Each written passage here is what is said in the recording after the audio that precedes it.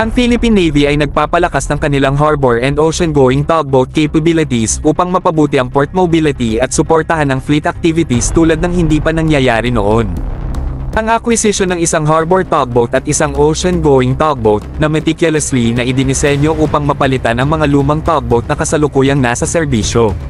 Ito ay isang matapang na hakbang na nangangako na baguhin ang ating mga naval operations at patibayin ang ating maritime capabilities sa malalim na karagatan.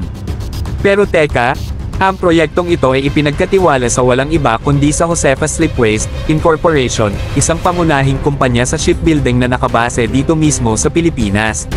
Sa kanilang kasanayan at dedikasyon sa kahusayan, ang Josefa Slipways ay handang magbigay ng mga barkong mag-redefine sa mga pamantayan ng naval efficiency at performance. Itinatag noong 2005, ang Josefa Slipways ay nanguna sa shipbuilding at repair services, naglilingkod sa mga kumpanya sa pagpapalakad ng barko at mga ahensya ng gobyerno sa buong arkipelago.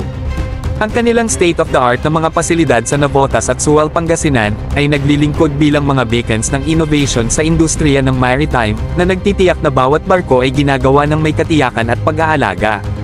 Ang keel-laying ceremony para sa unang batch ng mga tugboat ay ginanap noong June 10, 2022 sa pasilidad ng Josefa Slipways sa Sual, Pangasinan, ay nagmarka ng isang makabuluhang milestone sa ating paghahanap para sa maritime excellence.